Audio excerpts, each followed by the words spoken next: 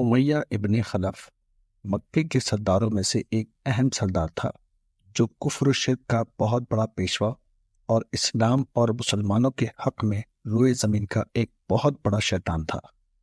ایک دن اس کو پتہ چلا کہ اس کے کسی غلام نے بتوں کو پوجا کرنے سے منع کر کے کسی اور کو اپنا معبود بنا رکھا ہے۔ اس نے غلام کو فوراً بلا کر یہ پوچھا کہ میں نے سنا ہے کہ تم نے کوئی اور معبود بنا لیا ہے، سچ سچ بتاؤ کہ تم کس کی عبادت کرتے ہو؟ غلام نے کہا، میں محمد صلی اللہ علیہ وسلم کے خدا کی عبادت کرتا ہوں۔ امیہ غصے سے لال پیلا ہو گیا اور بولا کہ محمد کے خدا کی پرستش کرنے کا یہ مطلب ہوا کہ تم ہمارے مقدس بتوں کے دشمن بن گئے ہو۔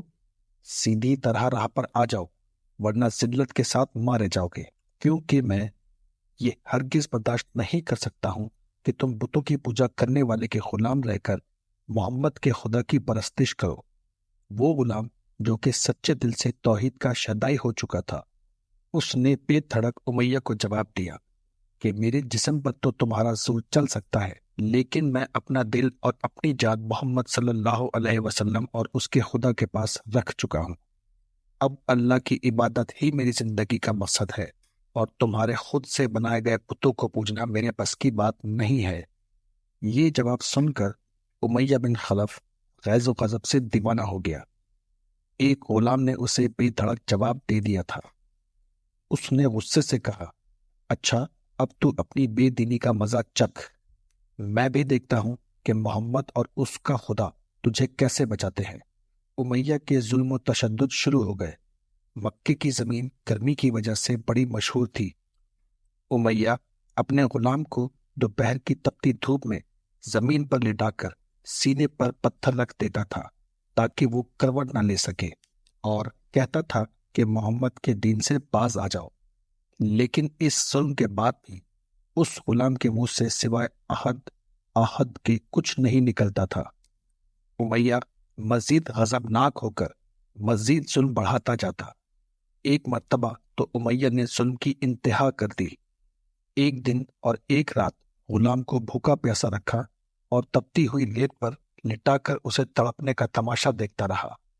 اس کی یہ کوشش بھی غلام کو حق سے نہ ہٹا سکی۔ آخر تھک ہار کر امیہ نے مکے کے بدمعاش لڑکوں کو بلایا اور ان کو کہا کہ اس غلام کو اتنی اذیتیں دو کہ یہ غلام خدا اور اس کے رسول کا نام لینا بھول جائے۔ یہ لڑکے امیہ کی خوشی حاصل کرنے کے لیے اس غلام کو بری طرح مارتے پیٹتے تھے، جسم سے کپڑے اتروا کر لوہے کی چادریں پہنا کر تپتی دھوپ میں کھڑا کر دیتے تھے، لیکن غلام کی زبان سے آہد کے سوا کچھ نہ نکلتا تھا۔ اسلام کی راہ میں یہ بے پناہ اذیتیں سہنے والے یہ صحابی کوئی اور نہیں بلکہ حضرت بلال حبشی رضی اللہ تعالی عنہ تھے۔ ظلم و ستم کے دوران ایک دن حضرت ابو بکر صدیق رضی اللہ تعالی عنہ کا ادھر سے گزر ہوا۔ انہوں نے امیہ سے فرمایا، اس بے کس اور مظلوم پر اس قدر ظلم و ستم نہ کر، اس نے تیرا کیا بگاڑا ہے؟ وہ خدائے واحد کی عبادت کرتا ہے۔ اگر تو اس پر احسان کرے تو یہ احسان آخرت میں تیرے کام آئے گا۔ اس پر امیہ نے نہایت حقارت سے کہا کہ میں تمہارے اس خیالی آخرت کے دن کو نہیں مانتا، میرے دل میں جو آئے گا میں وہی کروں گا۔ صدیق اکبر اس جواب پہ کافی افسردہ ہوئے، لیکن پھر بھی وہ مسلسل اسے سمجھانے کی کوشش کرتے رہے کہ اس مظلوم پر ظلم و ستم توڑنا تیرے شایان شان نہیں ہے۔ امیہ نے آخر تنگ آ کر کہا، تم اس کے اتنے ہمدرد ہو تو اسے خرید کیوں نہیں لیتے؟ حضرت ابو بکر صدیق فوراً تیار ہو گئے اور فرمایا کہ بولو کیا دام لوگے؟ امیہ نے کہا کہ تمہارے پاس ایک غلام ہے جس کا نام فستاس رومی ہے، وہ مجھے دے دو اور اس کو لے جاؤ۔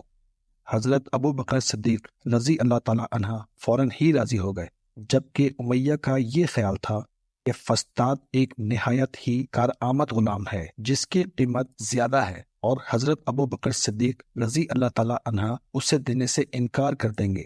مگر آپ فوراً راضی ہو گئے تو امیہ کو سخت مایوسی ہوئی اور اس نے ساتھ ہی 40 اونٹ یا چاندی کی فرمائش ظاہر کر دی اسے بھی حضرت ابو بکر صدیق رضی اللہ تعالیٰ عنہ نے باخوشی ادا کر دیا اور حضرت بلال رضی اللہ تعالیٰ عنہ کو ساتھ لے کر دربار رسالت میں حاضر ہوئے اور سارا ماجرا کہہ سنایا۔ آپ صلی اللہ علیہ وسلم بہت ہی خوش ہوئے اور فرمایا، اے ابو بکر، اس کار خیر میں مجھے بھی شریک کرو۔ حضرت ابو بکر صدیق رضی اللہ تعالیٰ عنہ نے عرض کیا، یا رسول اللہ، میں اسے اللہ کی راہ میں آزاد کر چکا ہوں۔ یہ سن کر زبان رسالت سے صدیق اکبر رضی اللہ تعالیٰ عنہ کے لیے کلمہ رحمت جاری ہو گئے۔ حضرت بلال نے اس غلامی میں 28 سال گزار دیے، لیکن آپ چونکہ ایک نیک اور نہایت ہی پاکیزہ طبیعت کے تھے، لہٰذا جب حضرت صلی اللہ علیہ وآلہ وسلم نے دعوت توحید دی تو آپ نے فوراً اسے قبول کر لیا اور یوں آپ سابقہ الاولون کی مقدس جماعت میں شامل ہو گئے۔ رہائی پانے کے بعد حضرت بلال رضی اللہ تعالیٰ عنہ ہر وقت حضرت صلی اللہ علیہ وآلہ وسلم کی خدمت میں حاضر رہتے تھے اور دل و جان سے نبی پاک صلی اللہ علیہ وآلہ وسلم کی خدمت بجا لاتے۔ آپ صلاۃ والسلام حضرت بلال رضی اللہ تعالیٰ عنہ کو کسی بھی چیز کا حکم دیتے تو آپ اسے پورا کرنے کے لیے اپنی جان بھی لڑا دیتے۔ غزوہ بدر سے لے کر غزوہ تبوک تک تمام غزوات میں شامل رہے، لیکن حضرت بلال رضی اللہ تعالیٰ عنہ کی اسلام کے لیے سب سے بڑی خدمت اور ان کے لیے سب سے بڑی سعادت اسلام کا سب سے پہلا مؤذن ہونا ہے۔ ہجرت کے بعد جب مسجد نبوی تعمیر ہوئی تو آپ صلاۃ والسلام نے آپ کو اذان دینے کا ذمہ سونپا۔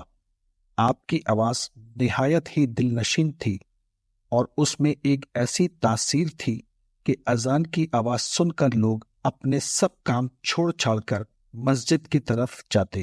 8 ہجری میں جب مکہ فتح ہوا تو کعبے کو بتوں سے پاک کرنے کے بعد آپ صلاۃ والسلام نے حضرت بلال رضی اللہ تعالیٰ عنہ سے فرمایا، اے بلال، کعبے کی چھت پر کھڑے ہو کر اذان دو۔ اور یہ مبارک سلسلہ حضرت صلی اللہ علیہ وآلہ وسلم کی حیات مبارکہ تک اسی عقیدت اور احترام و محبت کے ساتھ جاری رہا۔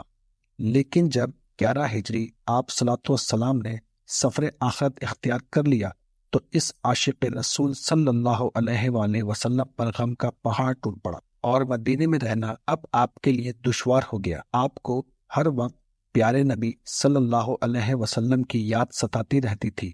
آپ صلی اللہ علیہ وسلم سے آپ نے سنا ہوا تھا کہ مومن کے لیے سب سے افضل عمل جہاد فی سبیل اللہ ہے، لہٰذا آپ رضی اللہ تعالیٰ عنہ خلیفہ اول ابو بکر صدیق رضی اللہ تعالیٰ عنہ کی خدمت میں حاضر ہوئے اور جہاد پر جانے کی اجازت طلب کی، لیکن حضرت ابو بکر صدیق رضی اللہ تعالیٰ عنہ نے آپ کو خدا کا واسطہ دے کر کہا کہ مجھے اس بڑھاپے میں تنہا چھوڑ کر مت جاؤ۔ تو سیدنا بلال رضی اللہ تعالیٰ عنہ نے اس شرط پر ان کی یہ بات مان لی کہ وہ رسول اللہ صلی اللہ علیہ وآلہ وسلم کے بعد کسی کے لیے آذان نہیں دیں گے۔ حضرت ابو بکر صدیق رضی اللہ تعالیٰ عنہ نے ان کی یہ بات مان لی، لیکن آپ کے دور خلافت کے بعد خلیفہ دوم حضرت فاروق اعظم رضی اللہ تعالیٰ عنہ کے دور میں جب بیت المقدس کی تسخیر کے لیے شام جانا پڑا تو وہاں عیسائیوں سے صلح نامہ طے پانے کے بعد حضرت عمر فاروق رضی اللہ تعالیٰ عنہ نے ایک خطبہ دیا اور حضرت بلال رضی اللہ تعالیٰ عنہ سے درخواست کی کہ آج جب کہ قبلہ اول پر توحید کا پرچم لہرا دیا گیا ہے تو اس باعظمت موقع پر اگر آپ اذان دیں تو ہم آپ کے مشکور رہیں گے۔ حضرت بلال رضی اللہ تعالیٰ عنہ نے یہی اذان دینی شروع کی تو صحابہ کرام کو عہد نبوی کی مبارکیات تازہ ہو گئی اور ان پر رقت طاری ہو گئی۔ شام کے معرکے کے بعد حضرت بلال نے شام ہی کے ایک گاؤں میں رہائش اختیار کر لی، کیونکہ مدینے میں ہر وقت آپ کو صلاۃ والسلام کی یاد ستاتی رہتی تھی۔ ایک دن آپ نے خواب میں آپ صلی اللہ علیہ وآلہ وسلم کی زیارت کی۔ آپ صلی اللہ علیہ وآلہ وسلم ان سے فرما رہے تھے، اے بلال، کیا اب بھی وقت نہیں آیا کہ تم ہماری زیارت کے لیے آؤ؟ اس خواب نے آپ کو بہت تڑپا دیا اور آپ بے تاب ہو کر فوراً مدینہ روانہ ہو گئے۔ مدینہ پہنچ کر حضرت بلال رضی اللہ تعالیٰ عنہ نے روزہ اقدس پر جا کر حاضری دی اور اس درد سے روئے کہ حاضرین بھی اشکبار ہو گئے۔